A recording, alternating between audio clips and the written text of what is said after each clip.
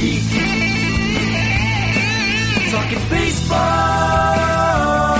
every week. Cause they're Gleeman and the Geek.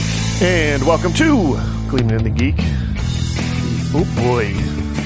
Edition. Oh boy. You gotta say it like a Oh boy. Oh boy. I'm John Bonus of Twins Daily. With me, Aaron Gleeman of the Athletic. I don't even know I was going to say it what that's from, but I say that constantly in my real life. That's what I did. I was like, to me, that just felt like a Gleeman. I say that so much. I saw the mood you came in here with, and I knew what the mood was going to be. Yeah. Like, I don't even mean related to the Twins. I just I constantly say that when we're watching TV. I'll be like, oh boy. But I don't even know what that is. It's from something, I'm sure. I didn't invent that. This effing team. I was going to say, the nadir. This is when the comeback begins. This is when the dark. But we haven't even had that sort of signature loss that we all remember yet. Well, hey, fingers crossed, John. That is still coming. Let's knock on wood, buddy. Tonight could be the night, baby. Yeah. The one where we're like, how did they lose that game? Blah blah blah. Yeah. Yeah, that's true, because a lot of these games have just been early in the season. They had a couple of blown leads that were a little painful, but a lot of these games have just been, it's 3-1 in the sixth inning. They're never going to score 3 runs. Right. Obviously, Duran giving up a walk off to Rosarina, but it's that funny. was a tie to watching begin that with. game. I never, even when they tied it, which was miraculous that they tied it in Tampa. Right. I never was like, they got a good chance to win this game. I was just like, that's just going to extend the misery. I didn't expect Duran to give up a walk-off homer, obviously, on his second pitch. 99-mile-hour splitter. But Rosarino, he's good. Yeah. He's also fast. Him coming around from first to third on that. That whole team is, they do what the Twins, the whole team being the Rays, who have the best record in baseball. This is not like breaking news, but they actually do what so many teams, including the Twins, constantly talk about wanting to do, which is to be aggressive and put pressure on the defense and force the defense to make mistakes and take advantage of every little, bobble by an outfielder by taking an extra base. And they just steal a lot of bases at a real high percentage too. I think they said, I was listening, you'll be surprised to hear this, listening to the Tampa Bay Rays broadcast of the game the other day. And I think they said they'd stolen their last 30 bases correct. Without being caught. Without being caught. Yeah. I think the Twins have like almost 20 in a row without being caught, or they maybe got caught once. But the Twins are, by the way, no longer dead last in steals.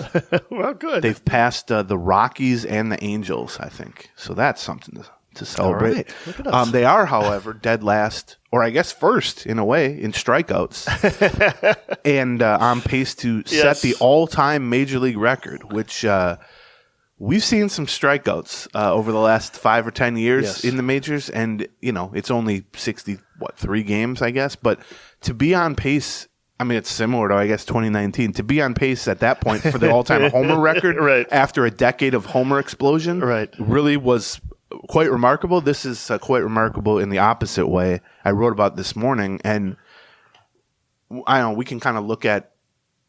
I talked to Barrero about this yesterday because Barrero was like, listen, don't you always tell me that strikeouts don't matter? And I was like, well, look, sort of.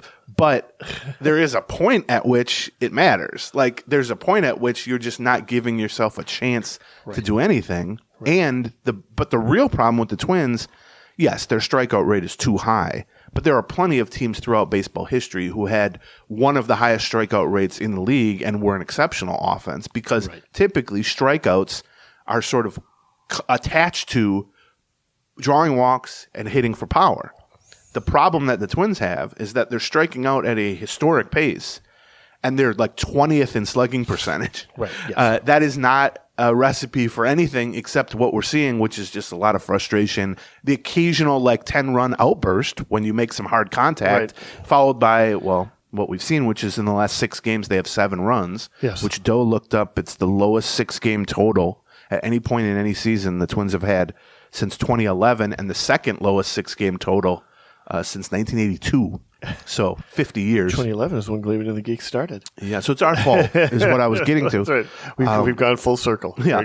They have 10 losses this season when they've allowed 3 runs or fewer, which to me is really the crux of what people are trying to get at when they're saying, they squandered a gift wrap opportunity in this god awful division, which, by the way, now has 0 winning teams. Right. It's not even 500 team. They're all losing teams. They're all losing the teams. The Twins right. have a 31-32 record, and they're up a game and a half, I think, in the division. Think of how badly Chicago started. I swear they were like, I don't know, 7-20 or something like that. Right. Were they not 4 games back? They're roughly 2 or 3 games back, or maybe I think it was 2, 2, and 3, something like that. Or 2, 3, and 3. We were right about the Tigers being kind of not for real 3 weeks ago. Yes. They've gone into a real tailspin. They've lost 2 of their best players. Otherwise, they would have caught the Twins. Right.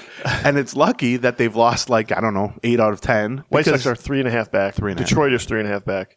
Cleveland's 1.5 back. Yeah.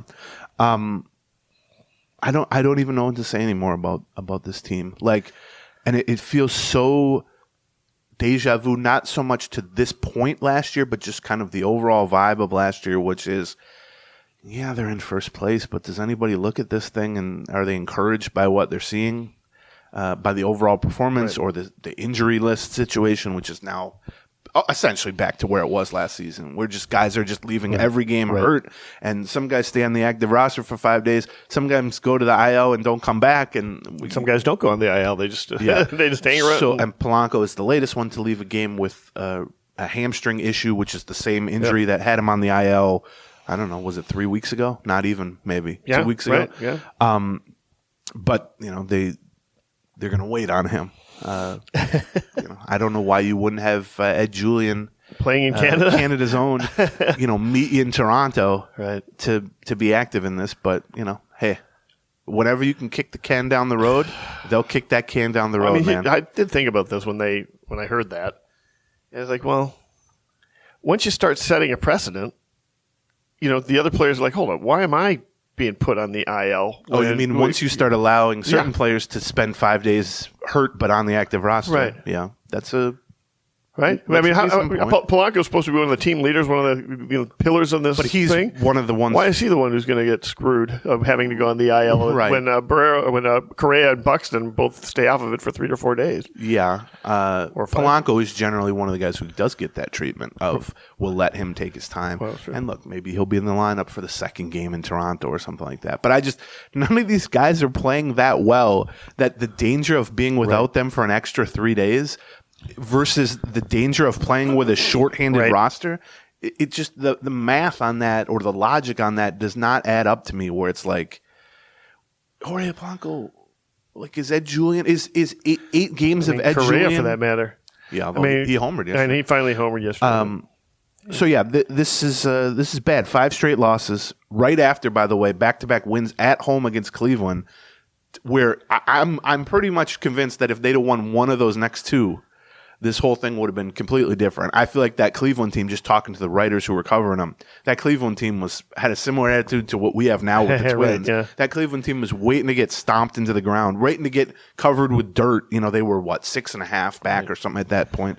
And instead, the Twins lose the last 2 to Cleveland, right, wiping away the first 2 that they won in that series, and then get swept in Tampa. And I'm not here to tell you that getting swept by the best team in baseball at their place is, some horrible mark against the team. Yeah.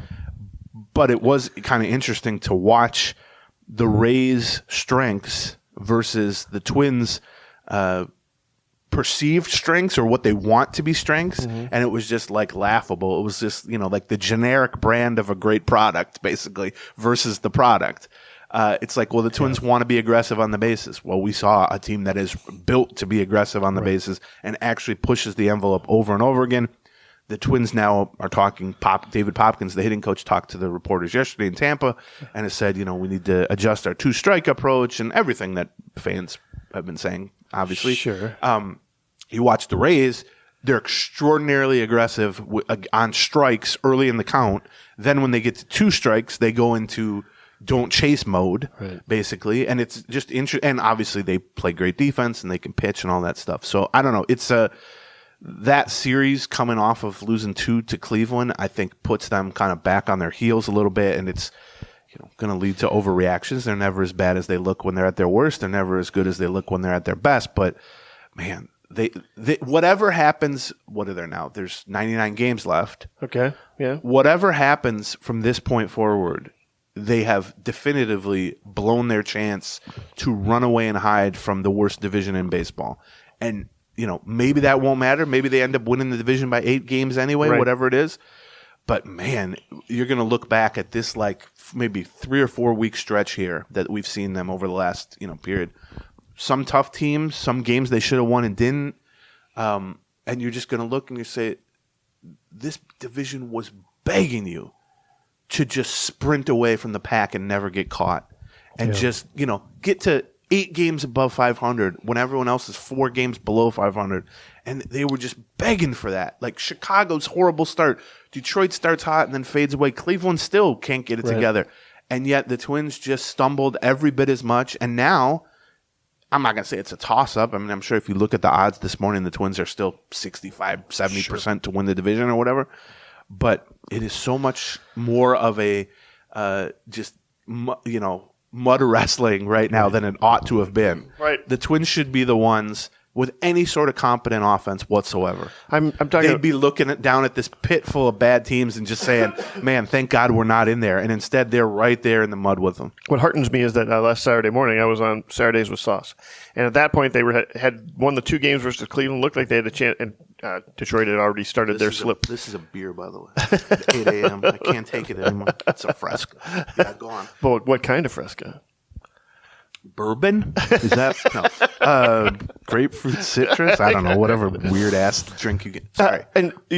6 days ago, there was optimism was raining a little bit. Like they'd taken 2 out of Cleveland, etc. So, to get back to it's a long season, and it just sure. It is a 5-game losing streak, right? So I don't want to overreact too much about, but I do want to say one thing about overreacting. That's our job. That's the fans' job. The whole marketing plan for baseball is to find people that overreact and then get them to overreact on both sides. Otherwise, how do you get people to pay $60 to sit and watch a baseball game for 3 hours, 2.5 hours? Like that. Yeah. That is the idea of that is what you're looking for fans. You're looking for people to overreact, and so you got to take the good with the bad with the good. I agree with that. Overreacting. I do think that I get what you're saying. I agree with what you're saying mostly. Like you want some passion. I do think you can be super into something and passionate about it and sort of without being stupid. Obsessed about it without overreacting to it. You can just react to it, I think. But you lose 5 in a row and score 7 runs and score 7 runs. Yeah. So much of it depends on the 3-month point, right. Basically, or 2.5-month point of a season in which this has been the storyline the whole time. And in a division where you're like, we should be embarrassed to be stuck with these other teams at this point. Yeah. And there's just overreact to that. It's fine. At some point, the line between overreaction and reaction becomes pretty blurred. Right, exactly. It's the Twins. We say you're saying that's the fans' job or whatever, and I kind of agree with that. But here's the truth of it: it's the Twins' job to convince people that their product is worth caring about and worth enjoying and worth not reacting negatively to. Right. And they've done a really bad job at that for now 3 or 4 years in a row. Like they have not helped themselves in terms of just overall kind of fan mindset about this team, which I would describe as somewhere between bad and toxic, just in general. But you are what you eat. You know what I mean? Like nature or nurture. Right. Whose fault is that? It didn't. Now there's some Minnesota sports. Sure. I don't know. Curse element where the fact that Twins fans overlap in the Venn diagram with Wolves fans and Wild fans and Vikings fans and Gophers fans and blah blah blah. Anything but Lynx, really. You can fill in the blank there. Exactly. And so that's going to lead maybe to more negativity and less, I guess. Kind of like given benefit of the doubt given in these situations because people have been beaten down and soul crushed so many times before. But with that said, they've not been a good team now for quite a while, right. And they've been just handed these opportunities because of the quality of the division and the fact that in most years you have at most 2 teams you have to fight with for a division title. And a lot of that time it's one team. And a lot of that time the one team you're fighting for 85 wins or whatever would take the division. And they've just consistently not been up to the task. And we can talk about, injuries are to blame. last year it was starting pitching was to blame. Then it was the bullpen to blame. This year the starting pitching is really good, but it's the hitting to blame. And it's like, yeah, you can move those goalposts over and over again, or you can change where you want to point your, I don't know, criticism spotlight on. Right. But ultimately it's just the team, right? I mean, the parts change and the names change and the faces change and the strengths and weaknesses may change. But if the end result is just sort of this mediocre, can't get on a winning streak, anytime they have any sort of success, they immediately lose 4 in a row. The injured list is just packed at all times with players, and you're just kind of saying, well, wait till so-and-so gets back. Right. They ain't getting back. There is no wait till so-and-so gets back. How many times have we said that? There is no big move waiting to be made, right? We are at that, which is part of what makes it difficult to talk about or to get excited about is where is the hope? The hope is, again, they need 5 different things to start going up. And now, they don't need any one big thing, but they need 5 guys to just be better than they That's are. Almost, or by the way, than they are. In a weird way, more discouraging. Right. No, I think because it is. One big thing, like if they were saying, oh, just wait until so-and-so gets back, that will fix everything. Right.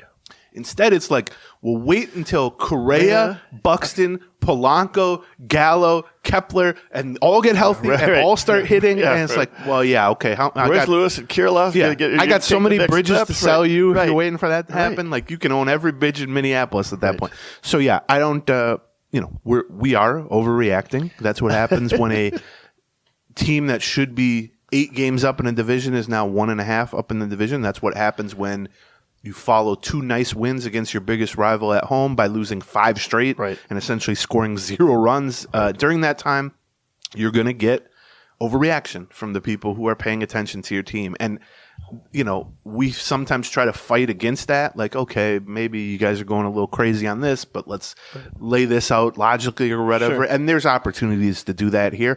I don't have the energy for it anymore at this point. I mean, at some point it is on the Minnesota Twins, the people running them in the front office, the people running them on coaching them on the field level, and the players who are paid handsomely and given these jobs to start performing up to expectation. And if those expectations were too lofty, well, that's a whole nother issue then, because then the team just isn't any good. Right. You can't cut that both ways. You can't say, well, you want all these guys to perform the expectations. Well, maybe the expectations were too high. Well, the expectations weren't all that high. Yeah, it was an 84 win. 84 win projected in over under and all that stuff, and they're not that far off that pace. Except if they were on an 84 win pace right now, they'd be up 5 games in the division or whatever it would be. So I don't know. I'm look. It also comes down a lot to, I think the attitude surrounding this team comes down a lot to the looming nature of the 18 straight playoff losses and the lack of excitement that you're going to ever generate unless or until that streak is over in terms of winning weak divisions. Nobody gives a crap about that anymore. Yep. You know what I mean? Like, it's better than not. And a week ago, that was more of the discussion. The discussion was like, okay, how do they get – they're good enough. They're good enough to win the division. How do they get to the point where they're good enough to really make a run in the playoffs? Like, by the time September rolls around. What kind of progress do we need to see in the next 3 months to be able to see that? Well, that narrative is dead. Right. I mean, now it's like, are they good enough to win the division? And this was the same narrative as last season. Because they seem to be going – the trend offensively has been downward. It is not. It is not a. Well, they're kind of finding their. Gradually kind of getting. No, it's gradually getting worse. Yeah. That's the problem. We have to talk about this. Happiness is not where you are; it's which direction you're going. And right now, this direction is going down, and that is why we are all upset. You've taken me into such depths of negativity, John. I'm normally such an optimistic young gentleman. Let me cheer you up, Eric Gleeman. Okay, with the words "town ball." Yeah. Okay. I've watched the town ball game. Listen, we talk a lot about how much we like Soda Stick and what a hometown group they are. Mm-hmm. They're made here, they're designed here, local company, etc., and they do almost exclusively local products, local teams, etc. Right now, they've got a new town ball. That Fox 9 is doing a town ball tour for like 7 games. They are going around in June and July to feature various town ball leagues and games that are going on. And with that, they've got a new Fox 9 Town Ball Tour collab shirt. It looked great. It's light blue. On the back, it's got the the cities that they're going to be here, the towns they're going to be visiting. It's like a music tour. Yeah, it is. Where it lists the cities. It's kind of like a concert tour thing. They also have the Buckeye Trucking Company, although I think they're just about wrapping that one up. They might be out of stuff that they're going, but that's the way it goes with Soda Stick. You've got to go there and small check stuff batch. out. I always compare them to a good barbecue joint. Exactly. We got it until it's gone that day, and then it's gone. They also have stuff non-baseball too, just all Minnesota sports. Great designs, very clever. Good designs and also good quality of shirt. I've actually commissioned them once to make some shirts for Becky's work. They had an outing, and I said, I got just the guys for this. So we would. There was a lot of pressure there. Yes, and they came through, and so many people from her office said these are such great actual. Like the quality of the physical shirt is Landon good. does such a nice job on all that stuff. SodaStickCo.com. Check them out, and when you find some shirts that you like, put them in your cart, and then you use the promo code Gleeman, and you get 15% off. That's right. On all orders. 15% off. What could be better than that? A good meal. A good meal could be pretty good. Yeah. And you can get a good meal delivered to you that you get to make. They give you everything that you want. You get the meat, you get the directions, you get pictures of how to make it. Everything is portioned out the way you want it. It's all sitting in a little bag for you. From HelloFresh. Yes, you don't have to go grocery shopping. They have already done that for you. Like you said, it's all portioned out and packaged. And then the thing that I appreciate as someone who has no clue what they're doing in the kitchen is that they give you a recipe, but it's more than just a recipe. It's like literal step-by-step, very straightforward instructions and with pictures. Right. So you actually know what you're supposed to be doing, how you're supposed to cut it. And we've both used this. Yes.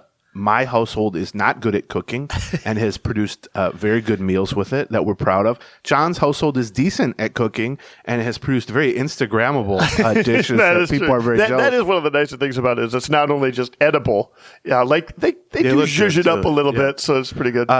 Gleeman and the Geek listeners can go to HelloFresh.com/Gleeman16, like the number 16.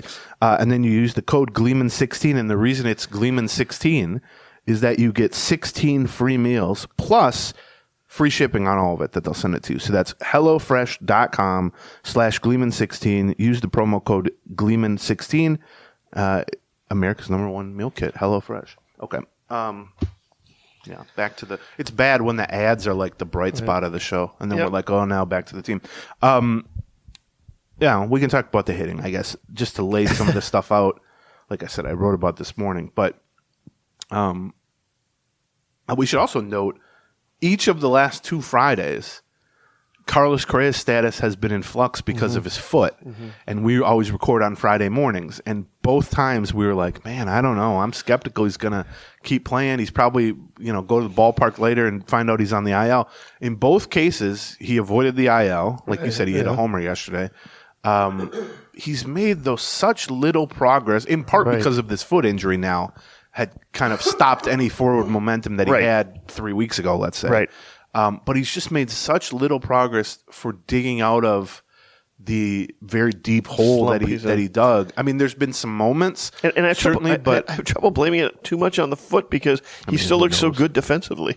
Yeah, I mean, the foot is definitely bothering him, but I mean, who knows? It's tough to say at this point. But like we said, they are leading Major League Baseball in strikeouts, but they are not. I think they're 10th in homers, and like I said, 20th in slugging percentage. Right. That's not worth the. I mean, strikeouts. The reason doofuses like me are always like everyone's too obsessed with strikeouts is because the assumption is that, well, yeah, they're striking out, but it's in search of or in the name of power and walks and long at bats and production, which all correlate to run scoring. All those things. Well, it's not worth the trade-off of a strikeout if you're not hitting for power and you're not drawing a lot of walks. Then you're just not hitting. Right. Then you're just not hitting. And I think I would encourage people to go read Dan Hayes' article from like late last night where Popkins kind of did a State of the Union and addressed the fact that the offense can't produce anything and what does he think is wrong. And, I thought his quotes were fine. He didn't shy away from it. He said, I take full responsibility, all that stuff. It's always funny to me that people are always like, we got to hold them accountable or they need to, talk about it. And it's like, what do we expect to come from that? Like, it's great to stand up and say, I'm accountable. I take full responsibility. But what is the action point from that? Nothing. It's just, it's better than the opposite, which is it's not my fault. I'm just the coach. Right. That's a horrible thing to say. So he stressed basically 2-strike approach, which I think is fair. But I don't know. The thing I looked at today at The Athletic is like what has been the kind of the source of this historic strikeout rate. Because I think people might perceive the Twins as having a high strikeout rate for a while now, but it's not actually true. They were 19th out of 30 in strikeouts last season, and they were right around average the season before that. This has not been a particularly high strikeout team. I think the perception comes from like Miguel Sano, obviously. Sure, right. But to go from below, like fewer than average number of strikeouts as a lineup last year, which they had, I think they struck out 20 times fewer than the average team, to all-time record pace is like just a shocking jump, obviously. And part of it is when you trade Luis Arraez, who has literally the lowest strikeout rate of any active player, and you essentially replace him in the lineup, not Joey Gallo, who has literally the highest strikeout rate in the history of baseball. Well, there's no more extreme swap you can make in terms of saying we're intentionally going to increase our strikeouts here. Now, obviously, they did that to try to swap, less contact for higher slugging and all that. It hasn't worked real great because I think Luis Arraez is hitting 403, and Joey Gallo, well, he's been much better than his batting average suggests. He's hitting 188, and he's on the IL for the second time. But that does not explain. Essentially, they're on pace for like, I think 300 and something more strikeouts, or they have 300 more strikeouts than this point last year, whatever it was. And that's maybe explains 20% of that or something. Sure. What was really startling to me as I looked at the numbers for my thing this morning was almost every guy, regular on the team. There's been 14 guys who have batted at least 100 times for the Twins this season. 12 of the 14 have seen their strikeout rate go up compared to the previous 3 years. Okay.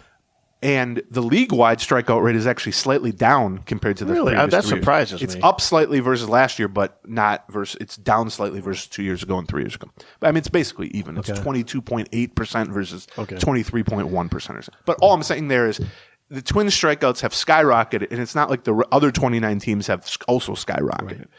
But the thing that's so weird to me is, and I'll cite some of the numbers, I guess, which is a lot of the biggest increases in strikeout rate this year compared to the past 3 years have been A, veteran players, and B, veteran players. 5 of the 6 biggest jumps were guys they brought in this offseason. And I can list them. And the only guy out of the top 6 biggest increases in strikeouts this year versus the past is Correa, who they brought in 2 off seasons ago and then brought back this offseason. But I'm going to, Kyle Farmer, the previous 3 years, struck out 17.7% of the time. Now, the league average, again, is like 23%. So that's a lower than average strikeout rate. This year, 26.6%. That's an increase in terms of just percentage as opposed to percentage points. 50% increase in strikeouts for a guy who's 30 years old and has been a regular for 3 years now. Christian Vasquez, 17.6% the previous 3 years. Again, a high contact player. His strikeouts are up 40%. Willie Castro, up 34%. Michael Taylor, who's played 10 years in the majors, up 32%. Yeah, that's true. Carlos Correa, up 28%. And then the one that really, Donovan Solano, who was specifically brought in after they traded Luis Arraez to sort of at least approximate some of the bat-to-ball, high contact, line drive approach, Mr. Donnie Barrels, and he's been reasonably productive. His strikeouts are up 23% compared to the previous 3 years. And so why the only guy they brought in this offseason whose strikeout rate has not skyrocketed since joining the Twins is Joey Gallo, who has the highest strikeout rate in the history of baseball. There was nowhere to go but down for him. And actually his strikeouts are up 3.6%, but that's not much. It's very strange to me that they brought in a lot of these guys for depth and role players, Farmer, Vasquez, Castro signed to a minor league deal, but Taylor, Solano. And all of them have seen their strikeout rate go up 25, 30, 40, 50%. That's interesting. That's what starts to make me think, Well, it's an approach thing, Right. Or it's a coaching thing. course. And I'm not saying Kyle Farmer showed up here after playing 6 years in the majors and the hitting coach told him take more strikes and he started doing that. What I'm saying is the emphasis that the Twins put in terms of their game planning and their approach seems to be something that they now feel needs to be adjusted, especially with 2 strikes. But I mean, so often they've been just taking grooved fastballs on the first or second pitch, falling behind in the count, and then just chasing garbage, or getting to 2-2, 3-2, and then just seemingly guessing what the pitch is going to be, and then someone just Correa did this in a key at bat yesterday, or the day before. 3-2, 94 mile an hour fastball, a little bit low, but right down the middle. Just took it. 3-2. Because clearly he was guessing either off speed or zeroing in on a specific part of the plate, and it didn't get there. And that seems to be what the overall approach is. And when it clicks, when they have a perfect game plan, they can sort of ambush some of these starters and knock them out early. We saw that last year with like Garrett Cole or whatever. But more often than not, they just seem almost helpless to do anything or to string together any sort of long-form offense other than popping the occasional solo homer or whatever. And I think, obviously it's good that Baldelli and Popkins and some of the players are beginning to talk about this relatively openly about, there needs to be changes, there needs to be approach. The difficult part is when you ask them to zero in on what that means, they're either unwilling or unable to really say that. Like Popkins said, 2-strike approach. But what does that mean? Be better with 2 strikes? Or does this mean we're doing too much of this, too much of that? So, but yeah, that was the startling thing. Is so like that is every guy you bring in, and these are not young guys who are sort of not fully formed. These are fully formed veterans who were brought in for their veteranness. Solano and Farmer and Taylor. And every guy you bring in sees their strikeouts go up 30, 40, 50%. That seems very strange to me. Yeah, right? I think that's probably true. It feels like that is what has happened. Now, you can take a look at sort of the philosophy that this organization has had regarding the importance of strikeouts versus the importance of slugging percentage, et cetera, and say, well, yeah, that was what they were trying. They were trying to trade strikeouts for more power. Now, the problem is they haven't really added the power, right? I mean, maybe Taylor's slugging percentage is up. I'm not even sure, right? Maybe I don't know if Farmers. I don't think Farmers is particularly up, right? So, I guess it's one thing if you want to say, okay, I mean, in that case, it's sort of like, well, how much do you blame Popkins for implementing that which the organization is sort of trying to emphasize, has always tried to emphasize? But a couple of things about that. First of all, they didn't implement it well because they just got the strikeouts and they didn't get the power. Right. So that did not work. The worst of both worlds. Exactly. Right. Yeah. Second of all, maybe there is something to be said with you can have just too much of that particular emphasis on things, especially after 2019. We praised them for that particular philosophy because there was a juiced ball and was all going over the except fence. Even in 2019, their home runs were massive. They set the record. Their strikeouts were not historically high. That's right. But we were talking about kind of swinging away and trying to elevate the ball and launch angle and all that stuff. But think of, by the way, one of the talking points that year was how often they were ambushing pitchers first or second pitch in the at-bat. You throw this team a meatball and they're going to crush it. That's gone completely away. Well, that's true too. That's true. That's a fair point. I agree with what you're saying, but they just seem almost backwards in what they're doing, and they just seem sort of aimless or lost at the plate. And obviously when a team is hitting this poorly, it's very easy to attach these type of words or characterizations about that. But and maybe you can fool your brain because my brain knows they're not hitting. So then I watch them take a first pitch strike over the middle, and then I watch them swing at a slider with 2 strikes, and I think, well, the first one was the one to hit, and then you'd never be in the position to have 2 strikes and chase and all that stuff. And I think that's been with an example with Correa has been prominent in that regard. He just seems to take strike after strike after strike and then gets in trouble and fouls some pitches away, and then he's already too deep in the woods to get out at this point because he's not playing well. But the other thing that strikes me about that is that sounds like it's something the organization has preached, and I can see that happening. It's very different than what Baldelli was talking about in spring training, right? He was exactly the opposite of that when you talk about. He's like, we don't want to sit back and wait for the 3-run home run. We want to try and make things happen. He seemed to be emphasizing a very different type of offensive approach. But we've seen almost none of that. Yeah. And by the way, it now seems absurd to emphasize that after you traded away Luis Raz and replaced him with Joey Gallo. That would be another example of the philosophy being strikeouts are not that bad. Right. We traded for, but we'd rather have strikeouts with power than balls in play with no power. Right. I mean, let's be honest. If they had the highest if they had the identical strikeout total right now, but they were third in homers and fifth in slugging percentage, they'd be winning this division by half dozen games. Sure. And people might be saying, well, do we think like come October these strikeouts are hurt them? But this would not be a talking point. It's only really a talking point at this level of talking point. It would be, you're on pace to set the record for strikeouts. It's going to be a talking point. But it would only be this point of emphasis where people are so focused on this, and rightfully, because it's not attached to the good things. It's only the bad things. Striking out is a bad thing. Yes. But the reason modern baseball only doesn't view it as the worst thing of all time and canceling out everything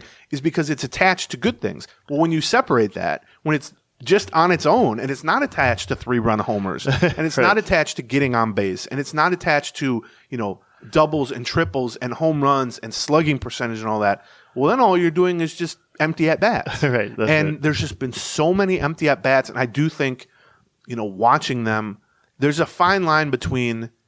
Because, look, Cleveland has the fewest strikeouts in the league, and they've scored fewer runs than the Twins. Striking out versus not striking out is not the be-all, end-all of good offense versus not. Believe me, Cleveland fans are frustrated equally, but for the exact opposite reasons. They're saying, well, what good does all this contact do if it's just all singles and they don't score any runs because they got to get 7 hits in a row to score 2 runs? And wouldn't they be better off swapping some of this contact for power? And so, yes, there's always a too hot, too cold. You know what I mean? Like, just right. What was that? So you're suggesting the Twins and Cleveland need to make some trades? Yes, they should merge rosters and then create 2 lineups out of that, and it would be fantastic. Yeah. Stephen Kwan can lead off for the Twins. That would be one hell of a story if the two division leaders, the two division leaders of the AL Central said, we're going to do a 3-for-3 trade. Yeah, we want 3 of your slash guys, and you get 3 of our empty strikeout guys. I'll take Kwan, Ramirez, and we'll trade you Gallo for Kwan. Let's start with that. Let's start there. I love that idea. Yeah, Jose Ramirez Jose Ramirez, who, by the way, about 5 years running, is my pick for the single most underrated player. Fair. Not only now, but I would say like in my lifetime. Like the degree to which people don't recognize that he's just been a superstar for 10 years is strange. He had 3 homers yesterday. But a couple other. Just to kind of polish that up, it doesn't really matter whether or not that their intention was to do this and it has not worked, or if they just botched the implementation of it. Right, because the end result is the same. Either way, you're at a point now where it's clear you've got a problem. Yeah. And the problem is apparent, and I don't think the solution is to lean into it more. Right? And that sounds like that they agreed that is not the solution. They recognize it's a problem. Baldelli has been talking about the poor quality of the at-bats, the bad sort of execution or approach, and specifically the strikeouts for about a month now, pretty consistently. And he's not a guy who's going to single players out and rip them, and he's not a guy who's going to rip his coaches either. Right. But when he comes in post-game and says, we just didn't give ourselves a chance to win, the quality of the at-bats we took, the game plan we had, it just doesn't work. I mean, that's about as far. I mean, that's as close to like a Bobby Knight chair throwing as he's going to get, basically. So yeah, I mean, here's the thing, and I've kind of come to see the front office this way with a lot of things, which is I do think they're smart, and I do think they say a lot of the right things, and I do think they attempt to do a lot of the right things when it comes to signings and trades and how to build a team and all that. But who cares if they're not successful at it? Do you know what I mean? Like, you can know what you need to do, and you can even sort of act as if and be aggressive at the trade deadline. But if every trade you make fails, or, I would view it as a good thing in general that a front office can say, yeah, the strikeouts aren't pretty. Nobody wants that. But that's a way to have a thriving offense in the year 2023 is to get walks and homers and the potential for big innings. And if that comes with strikeouts, so be it. Except they've botched that. They haven't gotten the good parts of it, and they've gotten the bad parts. And now you're stuck in the middle of the season trying to figure out how to fix things, right? Which, as anybody will tell you, I know everyone wants every coach fired and every player benched and all that stuff, but I don't. It's going to be very difficult. I mean, they're going to have to figure out to something. make a move like that on the fly. And I mean, let's be honest, they won't even cut Max Kepler. We're expecting them to make these big, massive organizational changes. Yeah, it's a lot easier to fire a coach than it is to. Well, it's pretty easy to fire a player. They've done it before. By the way, true. Kepler, I wrote this down. Let's do a quick Hold on. sponsor. I just want to read it because I said his. Okay. We haven't even talked that much since the last sponsor, John. Hold on. All right. Where did I have this? Kepler, since coming off the IL without a rehab assignment, by the way. Right. It was so necessary for them to get him in the lineup the next day and to send down a guy who had reached base in 8 straight plate appearances in Matt Wallner. He's played 9 games. He's hit 129, 0 extra base hits, and 1 walk. It would be hard to be worse than that, generally. And also, with Kepler, made a bad base running play 2 games ago. I did not hear this quote, so I will that you have it for me. So Baldelli pregame yesterday. Let me punch up the quote. Dan tweeted it out. But pregame yesterday talked about Kepler's base running mistake, which he didn't. He was on first. It was first and second. Was it Royce who took off for third? And then he just stayed on first on the play. I think so. Anyway, right. He just kind of fell asleep and didn't take the extra base that was just there for the taking, basically, and potentially could have led to a run. Right. At that point, let me try to find Dan's quote here. But turns out Dan tweets a lot. Yes, he does, especially during games. Here's what Baldelli said because he was asked about it the next day. I know it was Taylor who stole third. Yes. I was thinking it was Royce, but it was Taylor, and then Kepler just... Taylor was a monster on the bases. And he hit a homer. Yeah. Here's what Baldelli said. Max should have been on second base. This is a baseball play, and they weren't holding him. They were actually just giving him second base. That's more being on the ball than probably anything else, which is what I'm saying. He fell asleep, basically. Right. And, that's pretty calm as far as publicly criticizing a player goes, except in Rocco Baldelli terms, that is fire and brimstone. He will almost never offer anything but praise or maybe neutral comments about a player like that. Right. So for him to, by name, publicly, to the media on camera, I'm assuming, or at least with recorders going, and say, yeah, Max screwed up, and not say it was a heat of the moment, just saying it was a brain fart, basically. To which I say, what's it going to take? I truly, I've reached the point where I don't really understand it. He's now in his 3rd year in a row, Max Kepler, of being a below average hitter. It does not seem to be getting better, really. And the whole notion of, well, hey, the veteran at least provides a stable floor. If you call up a rookie and they just flop, you're in trouble. Well, he's hitting 180, and he's been. We're not looking for a stable floor. We're looking for a high floor. Well, He's got a low floor, and yes, it has been very stable. Yeah, it's been stable. That's a good way to put it. I don't understand. I don't know. I mean, they just get it. I mean, I'm sure I would be the same way if I were front office. You get attached to certain players where you think they're more valuable than everyone else thinks, and you're hesitant to trade them, or hesitant to cut them, or hesitant to bench them, or just hesitant to move on. Everybody gets that way. You can get that way in your personal life. John's like that with this podcast co-host. He knows he should move on, but he just can't. That's right. But, what has to happen at this point? Think of the things that, by the way, have happened. The offense in general has been horrible. It is costing them a chance to run away from this division. They are below 500 with one of the 3 best pitching staffs in baseball. Okay, Kepler is hitting 185 overall. He's also hit 185 in the second half of last year. He's already been on the IL twice, so he's not even dependable from that standpoint. And he's hitting a completely empty 129 since being rushed back from the IL. Right. And you have the hottest AAA hitter that you're going to have, your reigning minor league player of the year, by the way, just waiting in the wings, who have already held his own in the majors. And then as the cherry on the poop sundae, he's not even playing fundamentally good baseball. He's just sort of not awake out there. At what point, what does he have to do? And the problem is they made their bed here, and so they're lying in it. They should have traded him, clearly. And this is, believe me, this doesn't take hindsight. I wrote about 400 articles about this to the point that people were mocking me. Why do you keep... I'm going to be honest, to the point that a Twins front office person mocked me. Well, he said, boy, you're really trying to get us to trade Kepler, huh? Yeah, I was. Should have.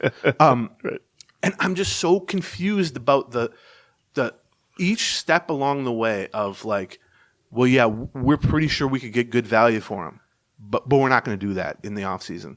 And then we're going to put him in the leadoff spot early in the year.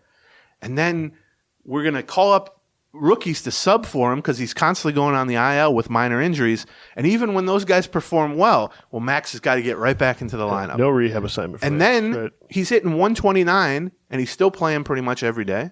Yeah. And making just miscues to the point that the manager's calling him out publicly, which he never does, and it seems to have no effect. Like, I don't understand the hold that Max Kepler has over them, other than he's making $8.5 million, but that's a decision they screwed up in January. And it'd be it'd be one thing if the alternative was Mark Contreras, or Kyle Garlick, or something like that. Right. Just some random AAA. Although it's not totally clear that would still not be an upgrade. I mean, it's gotten to the point where replacing Kepler's actual production is no longer an issue at all. Right. I mean, Matt Wallner's not going to be worse than Max Kepler has been, because other than John Bonus trying to hit Major League pitching, as we've been talking about for a couple of weeks now, it's going to be very difficult to do that. So I don't know. I don't get it. I don't know what else we can say. And I realize it sounds like we're just beating a dead horse over and over again. But I'm going to be honest. I did not expect this dead horse to be in my lawn for this long. I thought they'd take it away at some point and we could stop beating it. Like, every day I walk out and there's just a dead horse in my driveway. And it's like, do you want me to not comment on it? It seems like we're commenting on it a lot. We are. It's a dead horse in the driveway. Like, what are we doing? There's an analogy for you, by the way. I want to follow up with Sometimes that. I say I want to follow up with a larger point. And I just see John's eyes like, this is the worst analogy anybody's ever. Yeah, go ahead. I want to follow up that with a larger point. But first, let's cover a couple of quick sponsors. One of our sponsors that we've had recently a lot is BetterHelp. Listen, we try to do what we can to help you folks out with a little.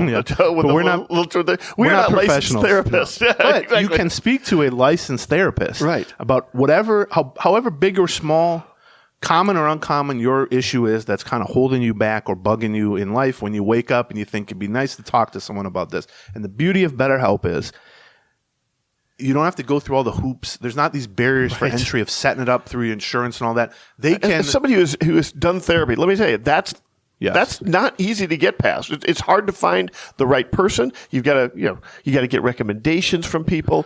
The way BetterHelp works is they can set you up with a licensed therapist within like 48 or 72 hours. If you want to do a video chat, they can set that up. If you say, I don't want to be on camera, you can do a phone call. If you're like me and you hate phone calls, you can just do a live chat where you're just chatting with a therapist. Right. They will tailor it to whatever you're most comfortable with. And it fits with your schedule. It's a lot more affordable than regular therapy. You can find more balance with BetterHelp. And for our listeners, you can visit betterhelp.com/Gleeman today. You get 10% off your first month to give it a try. That's BetterHelp, HELP.com/Gleeman. And then let's talk a little bit about Game Time. Game Time is one of our newer sponsors, and I got to tell you, they're definitely being used a lot because I'm getting a lot of messages from a lot of people saying, I like getting $20 off of my Twins tickets, which you're going to be able to get. We're going to tell you about it. But first of all, what you do is you go download Game Time app. Yes. Right? You set up an account and you use the promo code Gleeman, and you're going to get $20 off your first purchase. They specialize in sort of available tickets. Last minute, hard to find. Right. You just thought an hour before, hey, it'd be fun to go to the game. Oh, we'll never be able to get good seats. Game Time app can set I'm not necessarily. I mean, obviously we use them for Twins games, right? But you use them for all kinds of sports. You can also use them for concerts and stuff. They've got all enormous concerts at the Armory and stuff. I saw all kinds of concerts out there as well. So yes, if you want last minute or hard to find tickets, or just tickets in general, download the Game Time app, create an account, and then use the code Gleeman, and you'll get $20 off your first purchase. Terms apply, but again, create an account, redeem the code Gleeman for $20 off. Download Game Time today. Last minute tickets, lowest price, guaranteed. All right. The larger point I wanted to follow up on with the Kepler thing was even a week ago when we were optimistic, and we're still talking about the offense needs to be fixed. Right. We did say at some point we are getting to the point where you've got to start making some tough decisions. Yes. All the easy solutions, they didn't work. Right. We are now into June. We are past Memorial Day. Or even whether they were easy or hard, I get what you're saying. But the initial batch of decisions that you made coming into spring training or leaving the offseason, one of which was to keep Kepler for $8.5 million, to keep Wallner in the minors behind him, to keep Kepler as a primary player for you. Those have gone wrong. Also, we're at the point now where you no longer just have to stick with that because that was your initial decision. Also, the stuff like, Royce Lewis is going to eventually get healthy. Kirilloff's going to get healthy. Polanco's going to get healthy. All of these things have happened, and we're still where we are. At some point, you've got to start making some cuts to the bone where things are going to hurt a little bit, right? And I agree. It feels to me like they still aren't like that. Those cuts can be, we got to get rid of Max Kepler, or we have to make a coaching change someplace, or we have to put somebody on the IL when they don't want to go on the IL to get healthy again, or just role changes. Or At some point, you've got to start leaning into and making some unpopular decisions within the organization, right? And it feels like we're still waiting for that to happen. They're constantly, and this has been 7 years of this. And it's not like they're treading water. They are sinking. Right. They will kick the can down the road on decisions. And a lot of times that's a positive thing in terms of keeping all your possible depth, not parting ways with a guy too early, keeping a prospect in the minors and a veteran in the majors. And there is definitely an advantage to being patient at baseball. But nobody's going to hand you an award at the end of the season for maintaining the most depth when you miss the playoffs by 5 games. Right. And if you stick with Max Kepler, nobody's going to go, Max Kepler hit the 201 and you finished 5 games behind Cleveland in a very winnable division. But hey, you maintain maximum depth because you still have Wallner at AAA and all this, and you don't get any medals for that. And so you start to get into the meat of the season in June and July, and you start to look at the shape of this division and the chance you've already blown to run away and hide from this thing, and now you just have to fight. Right. And I have a really hard time thinking that even the people in that clubhouse, when they look around at the names on the lockers and the names in the lineup and the names on the roster, that they're not saying to themselves, is this the best 13 hitters we got? Is this the best group that we can assemble here to try to win this very winnable division? Is this the best lineup that we can piece together? And I do think also you start to look at, there's no room for so-and-so. There's no room for this. There's no room for Julian unless Polanco's hurt because they're not playing him anywhere but second base. There's no room for Wallner because they're using Larnach and Kepler. But here's the thing. They're also using Donovan Solano every day, and they're using Michael Taylor every day, and they're using Willie Castro every day. And Solano and Castro have been reasonably productive. But have they been great players? Are they players you want to hand 450 plate appearances to, which they're basically on pace for? 450 plate appearances? Was this part of your planning, or were these guys meant to be sort of the ancillary depth who have now been pushed into regular roles? I mean, when they signed Donovan Solano, they basically said, we just needed a right-handed bat against lefties. Well, okay, great. That's a role at which he can do well. Mm-hmm. Instead, he's playing first base and he's batting third or cleanup against righties twice a week. Right. Like, when you're at that point and you have multiple top prospects playing well at AAA in Wallner and Julian, it becomes like almost like an absurd situation where it's like the major league lineup can't score runs. Well, it's just a damn shame they have no one they can. Oh, you're saying they have 2 guys with a 950 OPS who are top prospects at AAA? Well, yeah, but positionally they just can't fit in. Bullshit. Fit them somewhere. You know what I mean? Yeah. Like, look, I'm watching Donovan Solano play defense. I'm watching Willie Castro play center field. I'm watching, on and on and on and on. Right. Let's not act like this is, the big red machine or the 80 or the 60s Orioles defensively or something like that. I mean, it's a mistake to me that they have not given Julian reps at first base or left field because he could really help them. And now maybe at some point in this next week he's going to step in for an injured Polanco and it'll be somewhat of a moot point. But like the idea that these to me, in my mind, in mid-June of a season like this, these two things cannot run parallel to each other. You cannot look at a lineup that is failing to score any sort of runs to support a good pitching staff and also look at a AAA team that has 2 or 3 really good performing, legitimate prospects. Those two things should not be running parallel to each other. Those two things need to intersect at some point. And maybe it's messy. Yeah. Maybe you throw Julian out in left field or at first base and he makes 10 horrible defensive plays. Right. But you're at least giving yourself a chance with some bats that have some upside and are performing well at the level below the majors and that you do have future hope for. And that they're just trotting out these lineups with Kepler and Solano and Castro and just guys that you're just like, what are we doing? And Taylor and Vasquez. Like it's not too surprising when you take a look at how often those five guys who, listen, some of them are playing fairly well. Castro's playing out of his mind. Yes, by their standards, Solano and Castro have been perfectly solid. Yeah, they're success stories of the organization. We're also talking about, Solano's a first baseman DH with, I think, a 100 OPS plus. Well, that's not good, and he's not a good defender. Right. Willie Castro plays everywhere. Great guy to have on the bench. I think he started like 18 in the last 22 games or something like that. And he's hit well. I'm not saying that. Right. But what I'm saying is this was not supposed to be part of the plan. And so, and you can chalk some of that up to injuries, but at some point you have to say, we've got to make some moves here. Yes. I'll take it one step further than that. If you don't make some decisive moves during the season to fix this, and they end up short at the end of the season, there will be decisive moves after the season. Yeah. I can't. You mean with players? Or no, I'm talking with coaching staff. Well, yeah, probably. Right. But, how many hitting coaches can they go through? And particularly Rocco. At some point, if this I'd be surprised by that. Think about where this team could end up and the narratives around it after this start.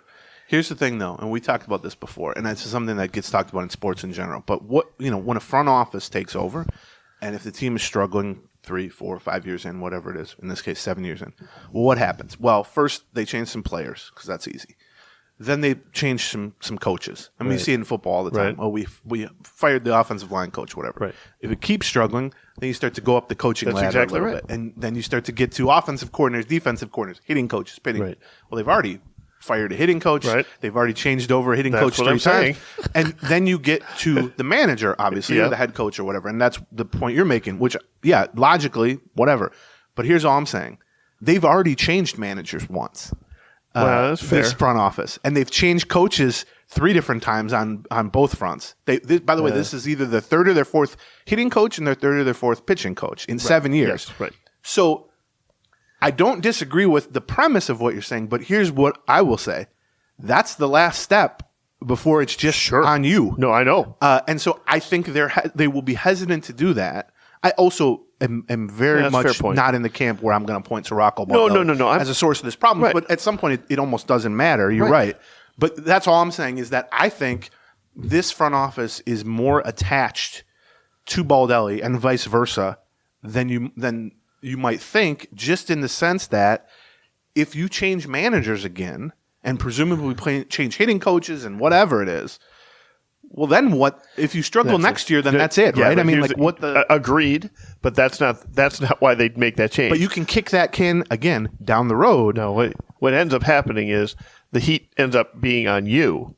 Yeah. And to get the heat off of you, to give yourself one more year to fix things around, you get a new manager. Yeah, but there's no heat on them. They're not going to get fired this year. I mean, them being Falvey and Levine in the front office. I mean, I would be just absolutely floored by that, given the relationship they have with the Polads and the sort of, whether you think it's an Empire's New Clothes thing or legitimate, but just the sense in that organization that they're smart and they're doing things the right way. I think that's top to bottom. That's the perception. And I agree with that in a lot of cases.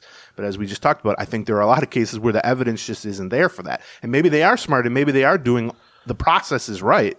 But at some point, if the results aren't good, then what's the difference? But I mean, first of all, let's be realistic. They're in first place. Now it's the worst possible first place. Yes. They're not. No, I'm not saying. I'm not demanding a mid-season change in the front office. No, I get what you're saying. Be very clear on this. Yeah. What I'm saying is that if they disappoint again this season, there's going to be that change is not going to stop at the hitting coach. This comes down to something that this podcast almost revolves around, which is could do, should do, will do. Right.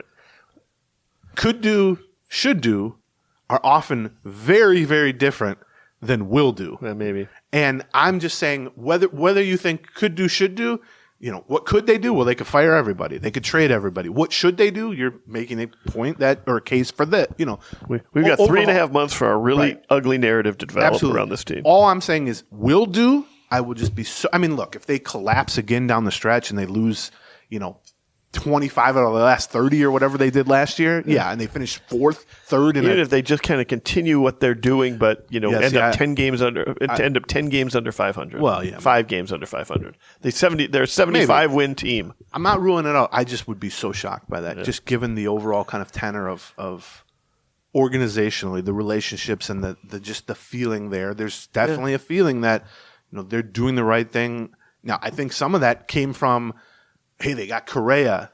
They had such a successful offseason. Wow. Just becoming an emperor's new clothes thing. That's true. Which is like, how long do we continue to talk about that when most of the offseason moves are not good? Right. Yeah. I don't know. I think it's a difficult spot. I think the points you're making are valid in like a big picture sense, or just sort of how would a normal front office be treated? How would a normal coaching staff be treated?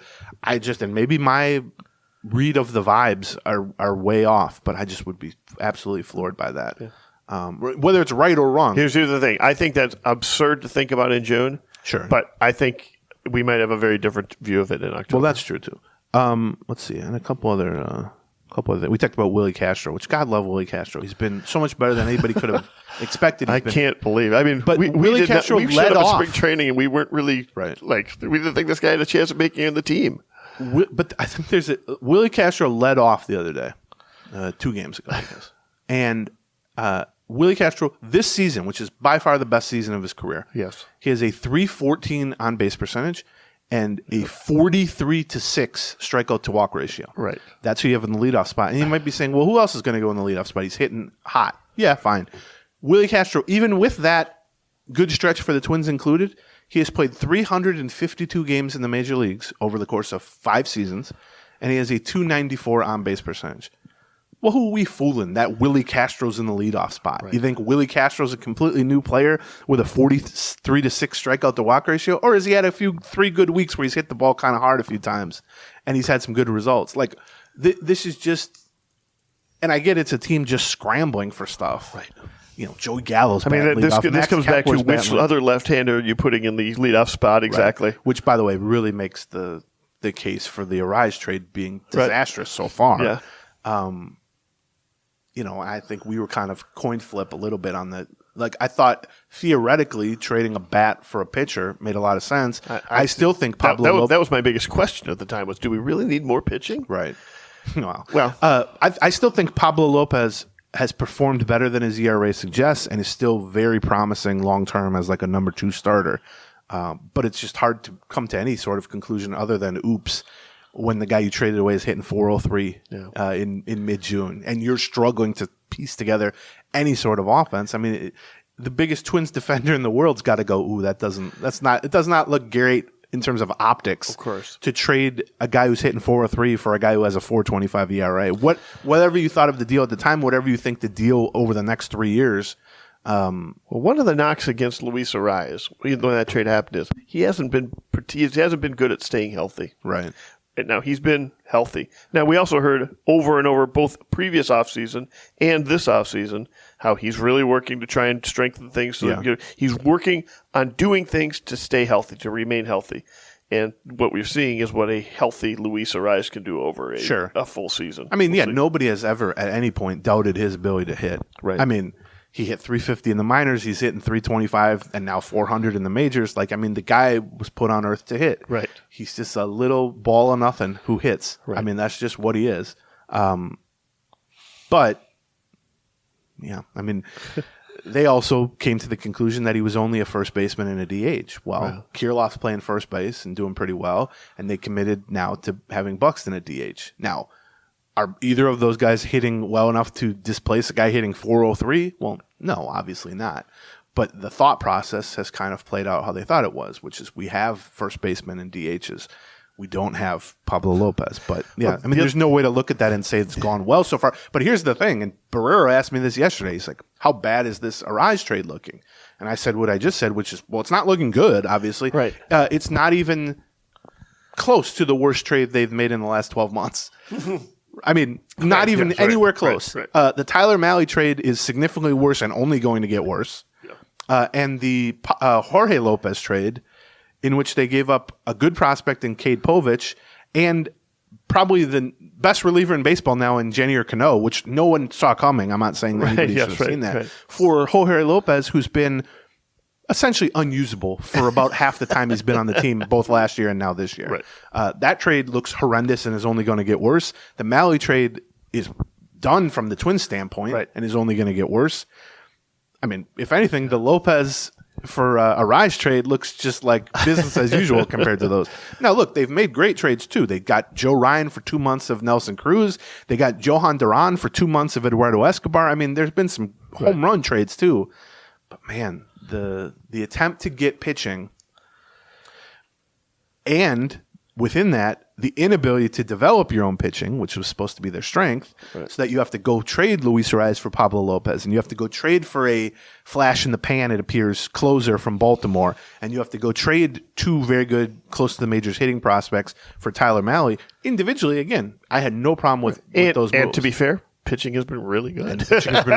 Although not because of Lopez, Mahle, and well, that's true. Lopez. That's true. Yeah. Really, I mean, what ended up happening is they ended up developing some of the young talent. They had suddenly Ober and Varland look really good. Well, and Ryan is Duran, unbelievable, right? Yeah, and Sonny Gray obviously having a 2.12 ERA. Have you seen? So one of the things that we talked about a lot last year was Ariz not being valuable versus left-handed pitching. Right, we talk about here's why you bench Ariz versus left-handed pitching. Sure. There's another one of the reasons why when the trade happened, we're like, well, there's a lot of things that we might overrate Luis Ariz in with general. The Twins. Yeah, because people say, well, how can you keep a 320 hitter out of the lineup? Right. Well, because he's a 330 hitter against righties and a 260 hitter with no power against lefties. Have you seen what his split is versus lefties? No, but I mean, I can do the math in my head that he's been playing every day for Miami. He's hitting 403. So I'm going to say it's about at least 380. He's hitting 382 versus left-handed pitches. I didn't look. I'm just guessing. That's a really good guess. Yeah.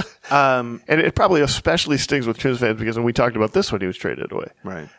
We have an attachment to batting champion types. Like that's a Minnesota Twins tradition. And the last time, not the last time in Major League Baseball anybody really chased 400, but we all – those of us who are old enough to be alive in 1977 and remember a Twin trade chasing 400 and how much fun that was. Right. So, but he only hit 388 to see that from afar is the bum. Exactly. So, let's see a couple other notes on hitting, and then I got a couple other just sort of things we can finish on. But I talked about how over the past 3-4 weeks, Baldelli has been much more kind of upfront or public or on the record about, I don't like the at-bats, I don't like this. Right. And the thing he kept saying over and over, particularly with bases loaded, but just in general, was sometimes all you got to do, and this is a direct quote, is hit the ball forward any way you want. And this is my point about hitting. Right. For me hitting. Yeah. It's fine to. Sometimes all you have to do. I'm not saying you don't know what you need to do. I'm saying you can't do what you need to do, which I guess is sort of what we're saying about the Twins too, in a way. But I do think we're seeing a little bit more of that. Just don't go searching for the perfect at bat. Right. Don't go searching. We have to get up 3-1 or 2-1 on this pitcher, and then they're going to throw me a meatball, and then I'm going to crush it. Sometimes on the first pitch, they groove you a fastball. Just hit it as hard as you can somewhere. Right. And I do think we're seeing slightly more of that, but more and more as I look at this roster, I don't know that they're even really built for that. I don't know what this offense is really built for. It's a lot of just spare parts and high strikeout guys. Yeah. I mean, it's fine to say to Trevor Larnach, see ball, hit ball. But that's never been his approach. And Gallo, it's certainly not his approach and, all that. So a couple of the Polanco thing could potentially be damaging for them. Although, again, they have Julian that can step in and probably should step in. My assumption is that Buxton will probably come off the IL once they get back home. I would think so. Similarly, Gallo potentially could be back from his hamstring problems at some point. So that would obviously... The problem with hamstring problems is they tend to reappear, which we just saw with Polanco. Yep.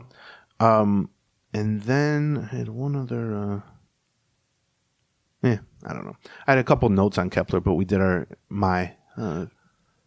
every episode Kepler rant. The only thing, like we kind of said this, but just to like put a bow on it is like they can still trade him. And in fact, I asked around a little bit with some people I talked to from other teams. Like he's still tradable.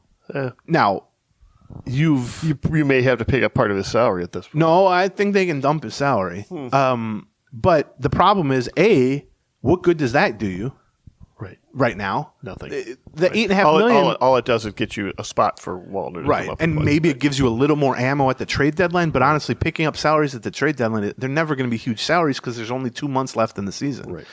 But clearing $8.5 million from the books in January, you could have done some things. You could have signed a right-handed hitting outfielder. You could have signed a relief pitcher. You could have done any number of things.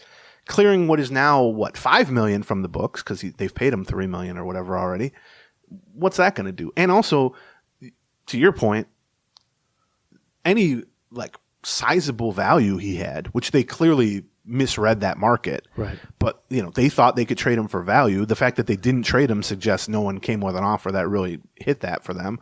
Right. But that's clearly gone. I mean, right. Whatever value he did have, he's certainly worth less now. Think of the reaction for whatever team ended up trading for him 3 weeks from now, let's say, or whenever it is today. Who knows? Think of the reaction if they gave up we gave up our number 8 prospect and a good reliever for Max Kepler who's hitting 180 or whatever. Those fans would freak out. I mean, any semblance of real value, if that ever existed, which I'm increasingly skeptical about, but is obviously gone. And you might be able to still, I believe, dump his salary cleanly and get some low A, relief pitcher or something. Except the salary dump has ceased having any real tangible value to that at this point.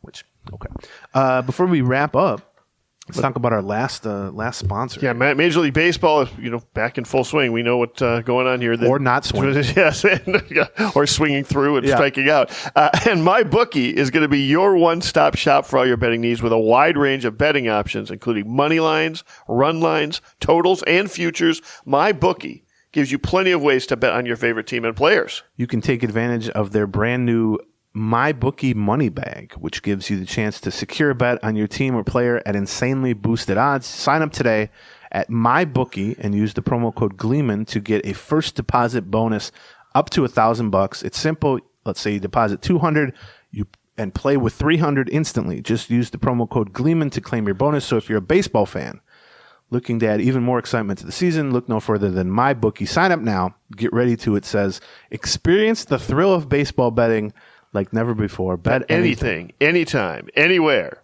with MyBookie. That's right. All right. Okay. Have we sufficiently crapped on the offense yet? I think we have, probably. You ready to talk about the there isn't the pitching? No, pitching's been fine. I mean, look, I'm going to give you a chance to get happy here at the end of this. Okay, so it's a Friday morning. Come on. It's funny. Going. I do have at the very bottom of all these notes. See these notes? There's one header that says good things. I have 2 good things. Okay, all right. Now this is let's do some good limited things. to the lineup. Okay. There's other good things. All right. Okay. It's a nice day outside. Sure. My cat let me sleep until 4:30 instead of 3:30 this morning until he started pawing at my face. I'm going to Philadelphia tomorrow to watch my kid graduate college. Yeah, that's good. That's pretty good. Yeah, then hopefully graduate college. Yeah. What are you going to do with all that extra money now that you're not paying for college for either kid? Yeah, I'm give it to me. Pretty excited. I'd like to go back to school. Would you pay for that, John? No. Oh, okay. Never mind that. Here are my 2 good things. We can maybe start up a GoFundMe for you. Something like that. Back to school. Just be like Rodney Dangerfield. Thornton Mellon. That was his name in Back to School. I'll join the diving club. There you go. Yeah. Get Sam Kinison as my teacher. There's a 50-year-old movie that no one remembers. Sam Kinison was a teacher in that? Yeah. I'd forgotten about that. He's going to shock you, but he yells at him. I bet. Yeah. He's about the Vietnam War or something. Oh God, like that. that's perfect. Yeah. Anyway, Back to School. I would say find it and stream it, but I haven't seen. I love that movie like when I was a kid. Right. But it was old when I was a kid, and I'm gonna guess it doesn't age real well. I bet not. Just in general, but sometimes I do like. I don't remember it being a terrible movie. No, I don't either, but there's a lot of stuff from like my childhood, a lot of like Adam Sandler movies and stuff where you're like, this was great, and then you look and it's like, this movie was universally panned at the time, and also now it's unplayable because it's a racist and homophobic. I'm not saying Sandler movies, but just in general. Right. Okay, good things. Alex Kirilloff. Yeah. Hitting, as of now, .307 with a .466 slugging percentage. Yeah. And the real change that everyone, even before this road trip, was talking about in that clubhouse is a .440 on-base percentage. And that is crazy. he has 109 plate appearances. Within those, 17 walks and 24 strikeouts. Just to put that into context, prior to this year, he had 387 plate appearances and 19 walks. So he has almost as many walks, 17, right, in 109 plate appearances as he had, 19, in 387 plate appearances. So he's essentially like, what does that mean? Almost tripled his walk rate. Right. And not striking out a huge amount. I mean, he's one of the lower strikeout rates right, now on a team that is striking out an incredible amount. But, you know, the power has not been consistent from Kirilloff, and obviously long term, that's something they're going to want to see from him, both as part of his value, but just also just kind of proof that his wrist is somewhere close to where it was pre-surgery. Sure. But this version of Kirilloff that is just taking excellent at-bats over and over and over again and spraying singles and doubles all over the field and coming through in clutch spots, it's not quite the player we thought he was going to be, like stylistically. But this is a better this is as good or better version. And it's remarkable because... And I will be more and more interested to see what happens as the wrist gets healthier and healthier. Right. He gets more and more confident in it. Sure. Like what you're saying is absolutely right.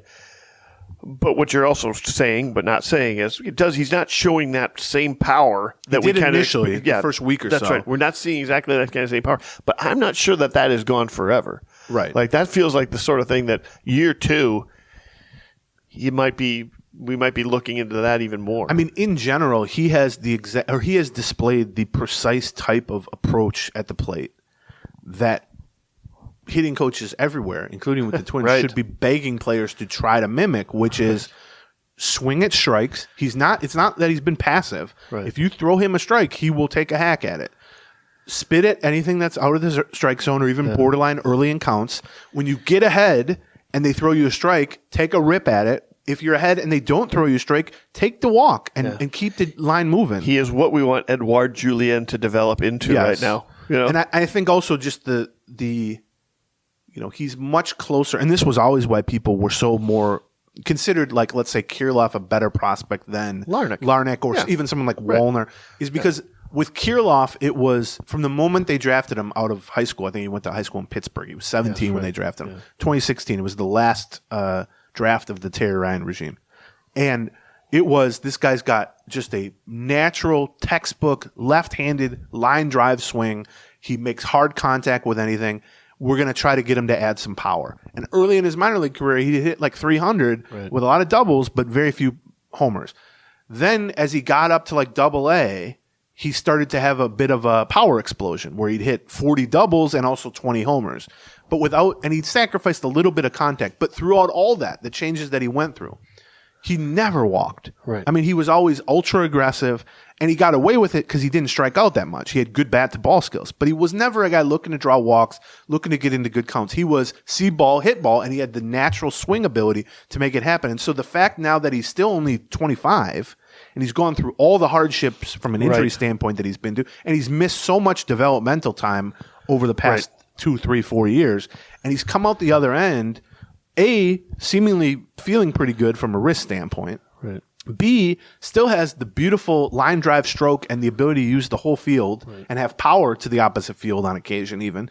But now all of a sudden he's turned into a patient hitter who's not giving away at bats, not just hacking at whatever they offer him, but to the point that we talked about the offense as a whole, not swinging and missing that much and not striking out and not having empty at-bats, because it's a fine line, but it shows really the approach and the mentality and the ability. I mean, he just has a natural ability to make bat to ball, barrel up pitches and hit them for line drives, and not everyone has that. But you can be patient and get into deep counts and still use the opposite field, still attack instead of waiting for the first pitch. And I think the idea that a 25-year-old, essentially a rookie, who's missed back-to-back chunks of years with season-ending wrist surgeries, is now by far their most reliably good at bat, batting like second in the lineup oftentimes. Yeah, I mean, as bummer He's incredible. As bummer has been that Miranda has completely fallen off the map. Right. Kirilloff's become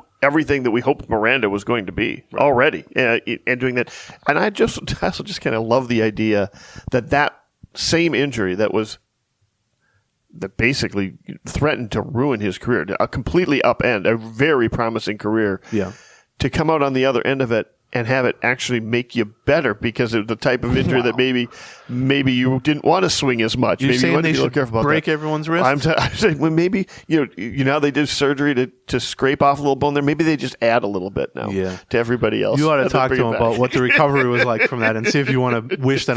And I just like the idea that somebody goes through those struggles and a result of it is sort of a silver lining side effect that could make him even better than we thought he was going to be. A couple people if they thought it was plausible that all the time off where he literally couldn't swing made him focus more on pitch recognition or just approach at the plate, right, or just how he thinks about things. And I also, part of me wonders if he's just less inclined to swing in general physically, because each swing he takes does have a potential toll. That's what I wondered. And so someone throws you a borderline pitch 3 years ago when you're 20 and healthy, or 22 and healthy, swing away. Yeah, now someone throws you a borderline pitch and it's like, do I really want to swing at that? It's not a great pitch, and also maybe I don't need to add another swing to this wrist. Which isn't a great thing, big picture. I mean, he's not out of the woods with this wrist yet. No. I still would like to see some consistent power, but I mean, I cannot overstate how good he's looked just in terms of the quality of the at-bats and kind of the professionalism or the I don't know, like the lack of the experience, the veteranness, the maturity of a 25-year-old who's got 300 at-bats in the majors coming into this year. Yeah, and we should also mention this is about the time when a lot of guys start to show more power too. You're 25, 26, 27 years old, you often see a big jump in power. The other good thing that I have, one of two. Okay. Two of two, I guess. I'm going to guess. Yeah. Okay, I've got my guess. No, Jeffers. Yeah, you're right. All right, yeah. What else was there going to be? Right, yeah, okay. I thought one of Carlos Correa's strikeouts was particularly beautiful the other day. That's Jeffers, who got demoted from his starting role because he struggled to do anything against right-hand pitchers and then struggled to stay healthy. They signed Christian Vasquez to a 3-year, $30 million deal to clearly be the primary catcher. Right. And kept Jeffers, which I give them credit for, because they wanted two strong catchers to, split it probably, 90 starts for one and 70 starts for the other or something like that. And it started out that way this season, which is Jeffers was playing 2-3 times a week, mostly against left-handed pitchers, which they felt gave him the best possible matchup to kind of get rolling. But as he continued to hit well and control the running game far better than he has in any previous season, which was also part of the problem with him last year. I think he's thrown out like 35% of runners this year. He's been very good throwing out runners. Yes. As he's continued to impress, and as Vasquez had shown no power whatsoever and just sort of been a weak spot at the bottom of the lineup, the kind of 65-35 split that they had planned initially has, gradually slid over to more of a 50-50 split. Yep. And I certainly have no problem with that. It would be a great problem to have if all of a sudden Jeffers is 2 months from now still playing this well. Right. And maybe Vasquez has turned things around a little bit, which he's shown some signs of that, I think. And the Twins have to say to themselves, like, oh, okay, we have two starting caliber catchers. What are we going to do here? Right. That's one of the greater problems I've ever heard of. Right, that'd be fine. Because there's 20 other teams who don't have any good starting catchers that you could do something with. But I give Jeffers credit. He overhauled his stance and mechanics at the plate to, remove some of the kind of moving parts to it, to just streamline a little bit. He's shown power. He's drawn more walks. His strikeout rate is actually down on a team when everyone else's strikeout rate is up. And probably most importantly, just for his future, he's throwing guys out. Right. And last year, teams were running like crazy on him. So I give him a lot of credit for, taking the demotion in stride, coming off a injury-wrecked rough season, and put in the work, and now fighting his way back into a job that I'm sure he thinks should be his to begin with, and fighting his way back to the point that now he's playing 3 or 4 times a week instead of 2 or 3 times a week. I I took a look at him the other day as well. His splits were weird. Yeah, he's hitting righties. He's really hitting righties. He's not really hitting lefties, and that made me go, I'm going to want to watch this as the season develops. Let's call it out right now, because right now he looks great. He's got a 400 OBP. Like, he's really looking good. I'm not saying there's nothing behind that, but do you remember, like, I want to say, maybe it was 2019, where Kepler had been horrible his whole career against lefties. Right. And then one year he was hitting 350 against lefties, like at the All-Star break, and only 220 against righties. And people were like, all these articles were like, what has he changed in his approach? Well, when you start thinly slicing sample sizes that are already pretty thin, which is to say Jeffers probably has 110 plate appearances this year or whatever, and then you start to go, well, what has he done in his 26 plate appearances against lefties? You start to get more kind of out-of-line numbers. Sometimes they mean something. A lot of times they don't. And, the idea that a guy who's crushed lefties and struggled against righties now has flipped that. Does that mean anything? Well, he has changed his approach. Yeah, it's like you said, it's something to watch. It's not necessarily something. No, I'm not saying I want to watch it because I think it's going to maintain that way. I watch it because what happens when the righties go back to about what he's, maybe he can be a little bit better against righties, but he's not this good against righties. And the fact that he's actually been really bad against left-handers, I presume he's going to get better against them. So I don't know. Bottom line is, I'm interested to get him another 250 at bats this year and see where things go. Let's see. I had one last. It is encouraging. I guess we can finish. Well, okay. So we've been talking a lot about Bally Sports. I'm not going to go on another rant about that now. But Dave St. Peter testified at the thing 10 days ago or whatever it was, and 3 things of note, I would say, came from his testimony. So just to lay those out in case people haven't read it, The Athletic had a good article that laid out all of it because everybody tested. The Cleveland guy testified, the Twins guy was. Dave St. Peter revealed that they're making, except that assumes that they're going to actually get paid from this company. Their contract was for. Yes, $60 million this year from, look, it's called Diamond Sports. It's a subsidiary. Yes. Let's just call it Sinclair Media because that's the big corporate conglomerate that is doing this thing. They $60 million in what is the final year of their contract. They're an impending free agent from a television perspective. $60 million is a lot more than everybody assumed they were making. We thought it was closer to 40. Right. The Guardians are making like 40, and I think there was one other team that's making like 38 or 42. It might have been the Brewers or something. So the Twins are actually doing pretty well, which does match the ratings prior to the cord cutting situation. But the concern with the TV contract was that they didn't really have anybody. Bally Sports didn't really have anybody to bid against in this market for those regional sports rights. Right. So there is no second. Right, like there are in many cities. You often have Comcast Sports or something Comcast and Fox Sports, and so they're kind of bidding against each other for the basketball and the hockey and the baseball, and especially the baseball, because what else are you going to watch in the summer? Yeah, it's 162 days of programming, of 4-hour programming blocks basically. But yeah, to that point, this is a deal that was signed back when it was Fox Sports Net. Right. St. Peter, though, along those lines, interestingly, he said Sinclair Media, Bally, offered them a 5-year extension early this year, knowing this was the final season under contract, a 5-year extension for $54 million a year, so 10% less than they're making now over 5 years. And he didn't say this, but I'll say it for him.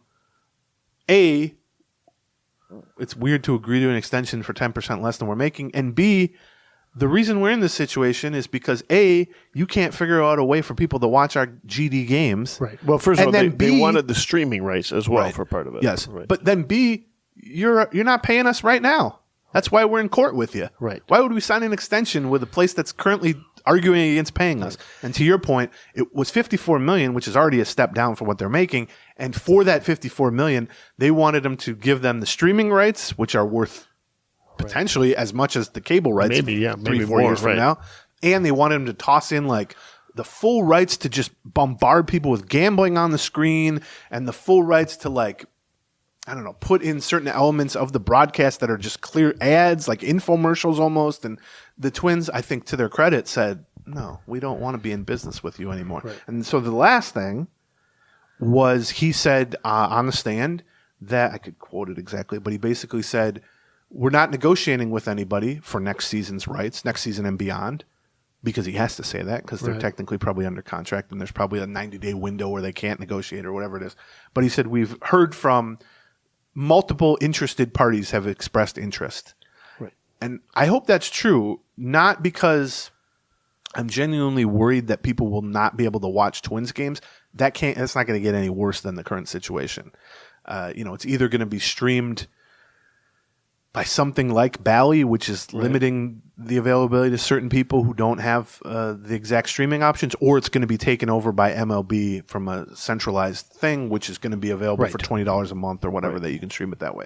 But I just mean from a health of the organization standpoint, from a revenue taken in on some level equals payroll spent. Right. Now we can argue about the level that should be and how much of it is spent. And also just, I do think that and actually I've talked to St. It speaks Peter to the health of the franchise, and we want the franchise to be healthy. How about that? But I'm not saying this gets ignored, but there's so much focus on like available households and money and all that stuff. But just realistically, there's an argument to be made that like long term, it would almost benefit you compared to making $60 million where 40% of your audience just can't watch the damn thing. It would benefit you to make, just to pull a number out of thin air, $30 million and make it readily available to 100% of the people who could ever just on a random Wednesday say, I'd watch a couple innings of the short-term pain, but long-term gain. Right. And I think particularly given the state of Major League Baseball and the fact that the average baseball fan is approximately 350 years old at this point, that John and I are whippersnapper baseball fans. He's, what are you, 50? What are you? 56 now. 56, and I'm 40. And just what the Twins have now lost in that regard over the last 3 or 4 years, first because of COVID and then because Bally just screwed the pooch here. Right, yes. I do wonder how much of however many interested parties they get, and maybe their options are pretty limited to your point. Like, I don't know that they're going to have 8 different places bidding it against each other. Well, I mean, but I do hope that if it's kind of all things equal, they will lean more towards the long-term saturation play of, you know what? We've been through a real bad situation here with Sinclair and Bally. Maybe we're not squeezing every possible dollar out of these next few years, but what gives us the best chance to have a 10-year-old in Minneapolis, St. Paul, St. Louis Park, whatever, flipping around the dial or on a streaming service that he already has, and he says to himself, "Oh, so and so's pitching tonight. I just heard some kids at school talking about that. Let me watch it." Wow. And I do think there is massive long-term value in hooking. I mean, look what happens when a kid gets hooked on baseball. Right. 40 years later, they're doing a podcast about baseball. I think we've already seen that with the Padres, right? I mean, we already seen that. Listen, whatever their cable providers are, Cox and Spectrum, and then DirecTV, I guess, as a satellite, right? I'm quite sure they are not being paid for the fact that they are being given a channel on those particular pieces. If they are, it's minimal to what they would normally. And it also sounds like, frankly, Major League Baseball is viewing these teams as part of a larger strategy to implement some streaming such that they're going to pay the television rights that they're going to reimburse the teams sort of the television rights as they end up figuring how to distribute this stuff. So okay, and then the very last thing just to mention is the Wes Johnson, the ex-Twins pitching coach who left the team about a month from now. Or not even 3 weeks from now, 4 weeks from now. I think it was the end of June, and it was middle of July because it was right around the All-Star break, wasn't it? I want to say it was like June 20 something, but you might be right. Left for LSU, and as Dan Hayes and I reported immediately, it's because they offered him twice as much money to work about half as many hours right close to home in the South. Right. And in the 11 months since then, we've just heard, what's the real story with Wes Johnson? Why did he leave? It's no way that, and I just wanted to say, double the money, half as much work, close to home. He didn't even make it a year at that job. And he announced, actually he didn't announce, the news broke because he's very bad at keeping a secret apparently. 11 months after he left the Twins in a lurch to take the LSU job, he left LSU in a lurch. By the way, days before beginning the college what World people Series, are assuming will be a championship run for one of the great college teams in a long time with superstar talent, including the best pitcher in college baseball. Right. Yes. News broke that he's leaving their pitching coach job to become the head coach at Georgia, Right. presumably for more money Yes. and maybe fewer hours and closer to home. And so I just hope, we're not hearing as much about Wes Johnson now that Pete Mackey's got the Twins Right. with like the second best ERA in baseball. Right. And B, I hope now people realize like this is a guy who's not really against the idea of leaving teams in the lurch and jumping jobs for more money, which I'm not saying is a bad thing. Sure. I've left places for more money Yes. before, and Right. you probably have too. And the majority of people listening to this, if someone offered you twice as much money for less work to leave your current employer with short notice to go somewhere else, you would probably do it and should do it. And for all the praise that the Twins got for hiring somebody out of college to be an impact person and how that was thinking out of the box, the downside of that is that those seasons don't line up. And when when you need to switch from one to the other, it's going to happen in the middle of the season. That's like true. that. If they decide to hop back, that's the problem. I also give them credit, and then I promise I'll shut up. Of my assumption was they turned to Pete Mackey on the fly. Right. They were literally in midair when they heard that Wes Johnson was leaving, and Pete Mackey was the bullpen coach, or excuse me, the assistant pitching coach, and took over. Or no, he was the bullpen coach. Yes. Colby Suggs replaced him as the bullpen coach. And my assumption was they're going to try to get through this season. It didn't go well. And then they're going to go find the next Wes Johnson, outside the box, college guy, big name from somewhere, whatever. And that never really materialized. Now, whether that didn't materialize... And we found that out early in the offseason. Right. We immediately were kind of, so Mackey's just going to keep that job. Whether that was because they reached out... I mean, they did have some lead time where they could reach out to people in August and September even. Yeah, true. Whether they reached out to some targets and were told, no thanks, and then ended up with Pete Mackey. Phil Mackey would be a different hire. Spelled differently, too. With Pete Mackey, or they just... were impressed by Pete Mackey and said, we're going to keep him.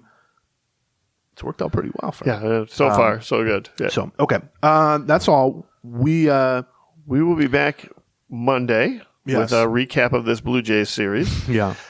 We hope, unless they get for swept better in things. Toronto, then we're just going to start talking Monday, the off Vikings. day, we'll be doing it. And I'll probably even be publishing it a little earlier than normal. We'll see, because we're going to be recording it a little bit earlier than normal. You should have it by lunchtime on Monday. Let's thank MyBookie and Game Time and BetterHelp and HelloFresh and SodaStick for sponsoring this podcast, making it free for you. And by the way, where John says, listen to us Monday. Well, you can only do that on the Patreon. Yeah, I'm sorry. Yes. They're exclusive to Patreon subscribers. They are $1 an episode, commercial free.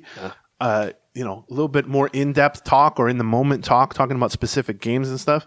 We would love to have you join us, whether it's just a never-ending rant about things that are going wrong, or if they turn things around, you might want to listen to that too. So it's Patreon, Patreon, patreon.com/Gleeman. We would love to have you join us. It's ad-free. And you get to almost every Wednesday now. We're doing a mailbag where people ask questions. So, which are my favorite episodes. Yeah, exactly. Those are the topics that are outside of the normal discussion that we will dive into. John curse like a sailor. He just refused to stop with the F-bombs. Yeah, that's me. All right, goodbye. Gleeman